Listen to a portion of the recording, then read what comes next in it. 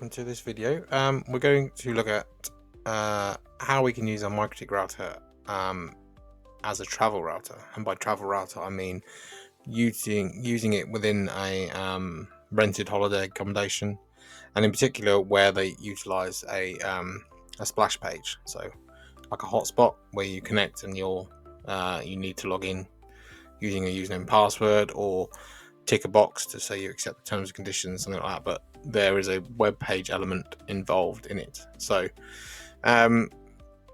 this comes about from, I recently was on holiday with my family, and we were staying in somewhere in the UK, popular resort for cabins in the woods, so very limited phone coverage, but the Wi-Fi they had, although they had decent coverage within each of the lodges we were in, when you connect to your device, you were presented with a splash page, and it was free, and you just had to accept their terms and conditions. I don't even think you needed to put a username and password in, but that was fine for my phone, for my laptop. But we had, because we have young children, I had some just cheap TP-Link CCTV cameras, internal ones, which were used to monitor the kids, which don't accept any other way to connect other than a PSK. We also have a Chromecast which we could plug into the TV as well, and again that has no features that we can use to connect in this way. So what I had, luckily, as I rarely ever travel out on, was a MikroTik router with me, and then I was able then to connect that via using my laptop, or as I'll show you now with the smartphone, connecting that to the hotspot service, and then I could run a LAN from here to connect to my devices too. Now this is also useful for security. So hotspot, public service, you're always told nowadays you should have a VPN service running. So instead of having one running on each of these individual services, what we can do is have one running directly on the MikroTik, like NordVPN, which I've done videos before, and I'll put those in the description below. And then all your devices then will be routed via your NordVPN connection. Or if you have your own VPN service, or you want it to connect it to your home network, that's also possible as well. And that means all your traffic is then going via your encrypted tunnel from your router all the way back to your trusted location, bypassing anything that could happen on this unknown and possibly untrusted network. So what I'm going to show you is two ways of doing it. So I've got a HAP AX, like this one here. I've also got an older HAP AC Lite, because there's different ways of creating that, effectively that station. So it's like we're creating a point-to-point link or a Wi-Fi bridge. I'm going to use one of the Wi-Fi interfaces in here to connect to the hotspot, and then we're freed up because we've got two in here. We could then use one for wireless devices as well. So obviously some devices here don't have Ethernet physical connections, so then gives our own little Wi-Fi network as well to connect to. And yet another benefit of this, if you use the same SSID on here as you do on all your home devices, you haven't got to go through and then connect to them, re-enter those credentials. They'll automatically, everything that normally connects to your home network will just automatically connect as well, so you're not having to change things constantly. So let's get going. And before we get into that, if you're new to the channel, if you've not seen this before, I've recently done a couple of courses. I started off with the beginning course, and I've recently just launched this Wi-Fi specific course. So they'll give you hopefully a good grounding in all what I consider current and useful information that you need to get going. If you're a beginner or new to MikroTik, Wi-Fi in particular, we'll go through all the various CAT/MANs, the difference between the different packages, the evolution from the AC to AX, and then authentication and other useful tips along the way. In the description below, I've got a discount code for 20% off. That'll work on both of these courses. However, if you do purchase one, you'll be able to get the second one for 50% off as well. So check those out. If you have any questions, please let me know. So as I mentioned, I've got a HAP AX2, and I've also got my HAP AC. I've also, for the purposes of this demo, I've got a third MikroTik, and I've created a hotspot, and this is actually on a access point. It's on a CAP AX. But again, due to the beauty of MikroTik and the versatility of it, we can run an entire hotspot, basically Wi-Fi router, on an access point itself, which I'm just going to use for demo purposes.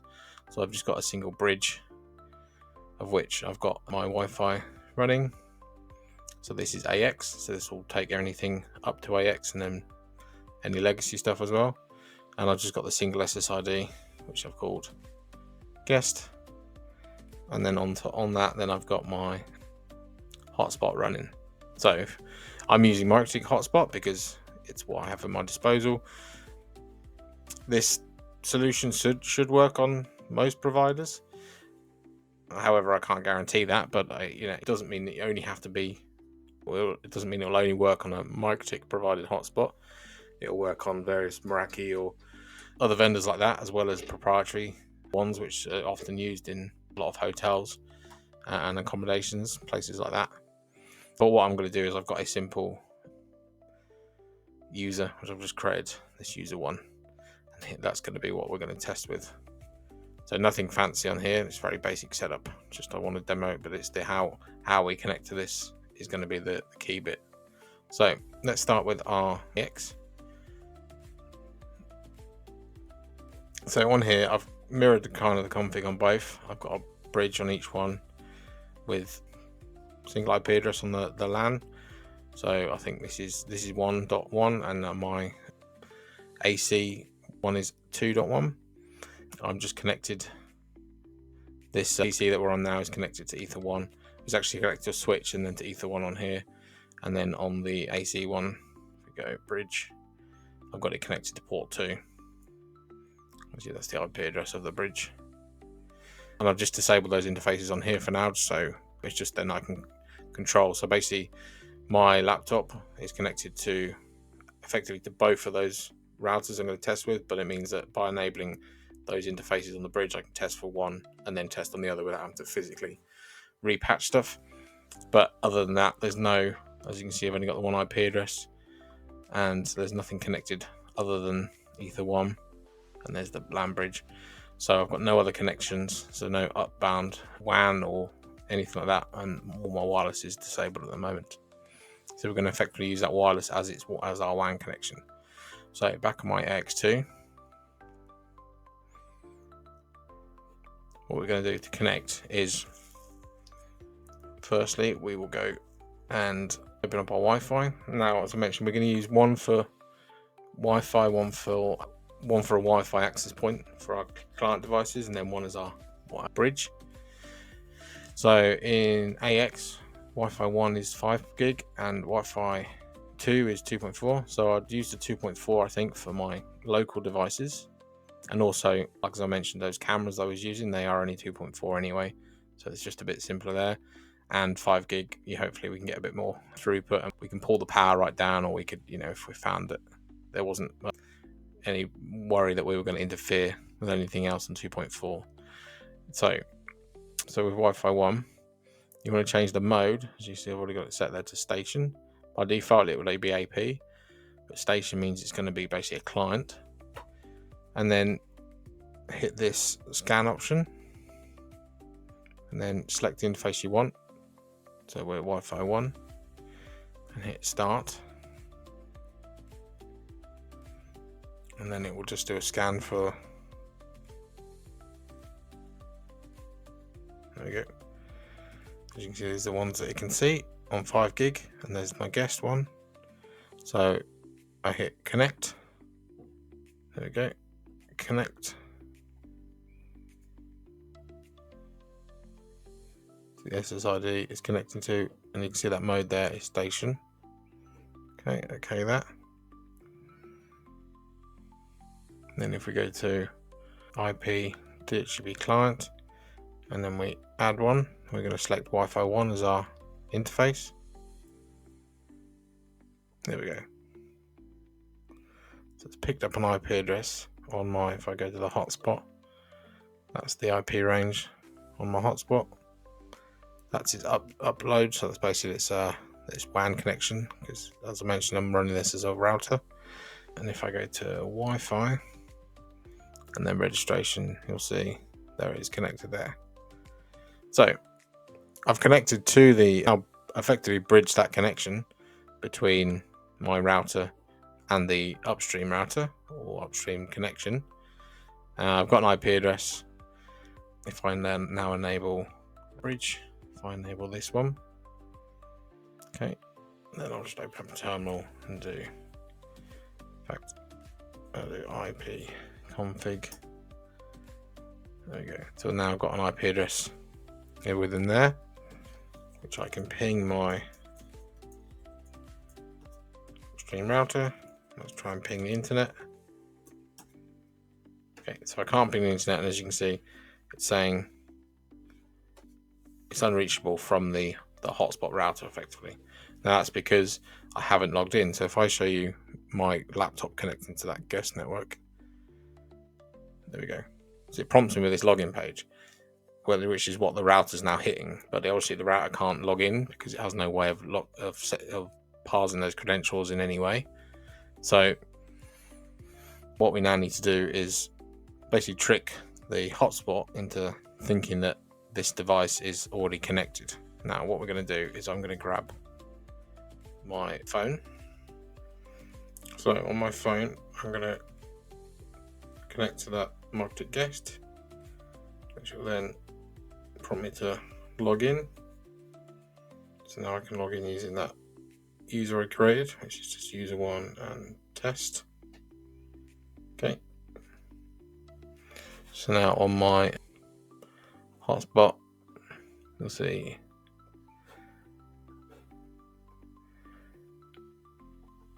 IP hotspot, and then we've got users, and there we go. That's my active user, user1 logged in. That's my IP address. So on my phone, click on the star icon. Now you can do this on any device. You can do this on your laptop,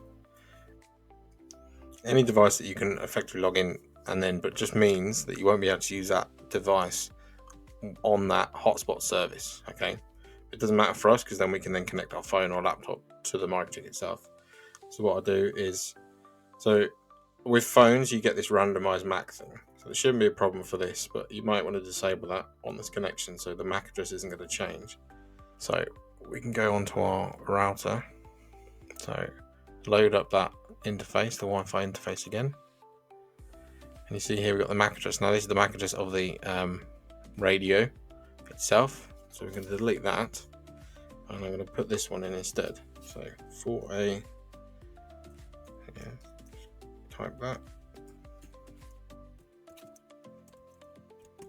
there we go. And if I just show you before I apply that, if I show you on here and the Wi-Fi, there we go. That's that MAC address. That's that MAC address there. That's my phone. Okay, so now before I apply this, I'm just going to disconnect on my phone. So I'll just turn my Wi-Fi off. Okay. And then apply. Okay. This is bound. So if we look back on our hotspot,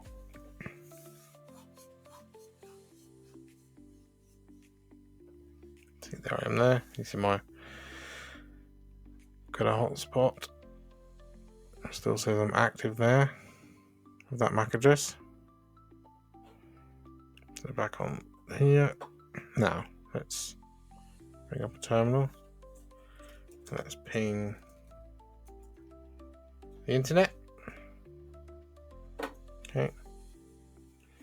Open up some. Now one thing I didn't mention before, but I have also on the firewall, I'm also natting behind that interface as well, because our upstream hotspot connection isn't going to know about, and we don't want to route for a slight added layer of protection. We just want to NAT behind the IP address that the hotspot gives us. So as you would do out of your internet ISP at home, just treat that interface as exactly the same. So we've already got our default route, which we're getting via that DHCP. Sorry, yep, via our DHCP option. Okay, so from here now I should be able to ping the internet, which I couldn't do before. So we haven't logged in using the MikroTik, we've used our phone, and then we've actually just mimicked the MAC address for the device. So this is something I used to do a long time ago when I used to work for a company that provided Wi-Fi for a lot of accommodation blocks, and we would only at the time only allow one device to be connected at a time, and devices like Xboxes and things, again like Chromecast, you couldn't log in with a splash page. So we basically created a user guide for people to be able to follow it by connecting their laptop, and at the time you could change the MAC address of the Xbox. So it was effectively the same principle, and then it would just trick the system into thinking that that device is actually had previously logged in. And the beauty of MikroTik is you can actually change that MAC address of the upstream connection. So let's do the same thing for our app AC. What I'm going to do is I will go to Wi-Fi. I'm just going to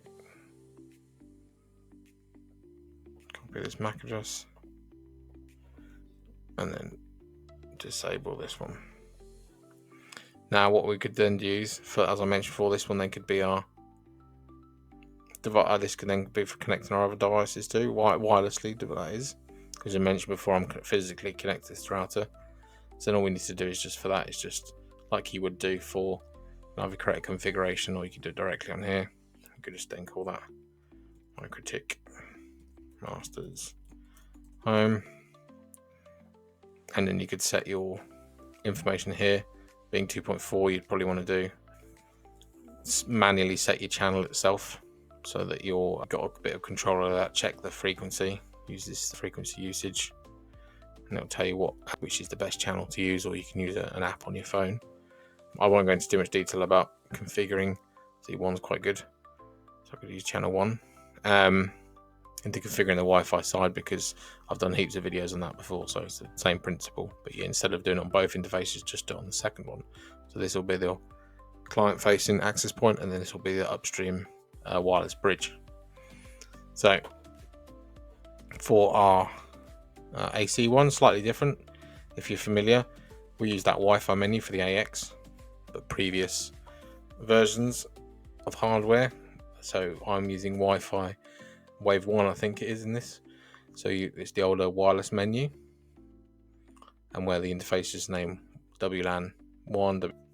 As I mentioned leading into this video about the valuable courses I've got one on all on Wi-Fi, which goes into a lot of detail about the different types of packages within MikroTik and the changing of the names, changing of the menu layout. So check those out if you want to learn a bit more about it. But yeah, basically we're going to same principle, just different menu layout.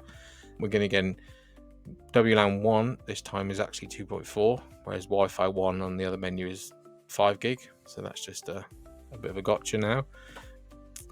And by default, we've got obviously AP bridge would be for creating an access point, but we're going to use the default, which comes as station, and that basically the same thing. It's going to turn this into a client connecting to the upstream Wi-Fi.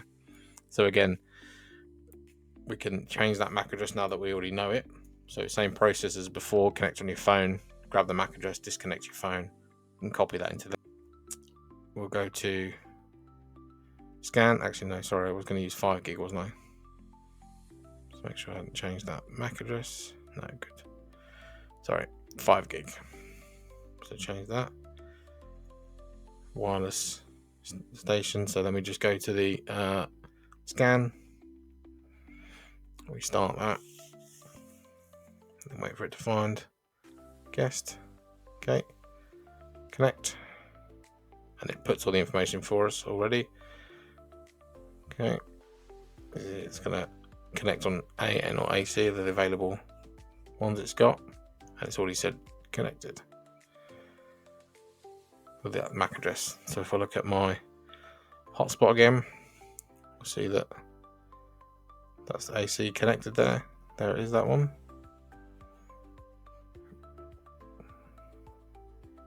My actual active user has now dropped off, so my session's closed. So if that happens, and this is again why it's probably good to remove that randomize MAC feature.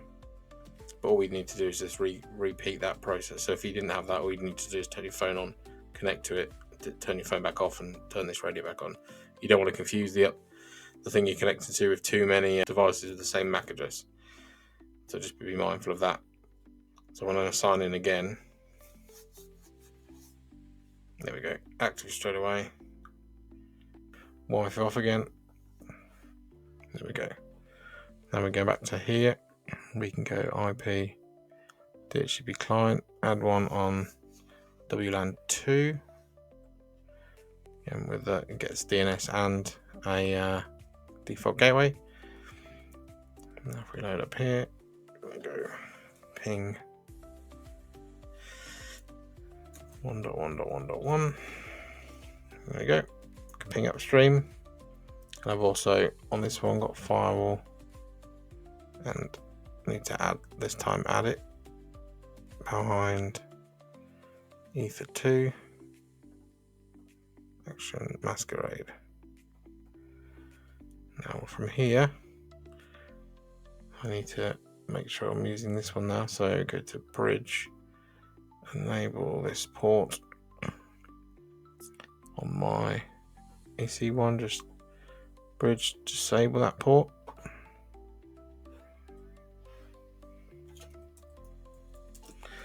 I will just disable and re-enable that interface.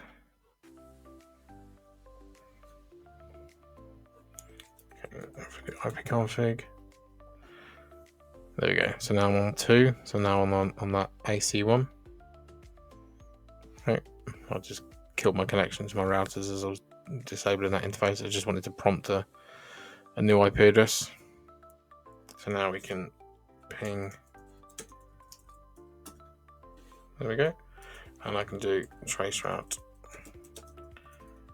I'll just to see that it goes from the router onto the upstream router. Okay. Hopefully that's clear enough. If you're familiar with creating wireless bridges on MikroTik, then the next step is just that trick of swapping the MAC address out. So tricking the upstream network and allowing you to connect because you can't, so you can authenticate. But yeah, any questions? If you've tried this before and had success or not, then let me know. I'd be interested to get your thoughts. But yeah, as I said, I can't guarantee it's going to work on every single hotspot provider out there. But yeah, certainly the ones that I've tried recently still seems to get around it. So it's very useful to know. But anyway, I'll say thanks for watching, and I'll see you on the next one. Cheers.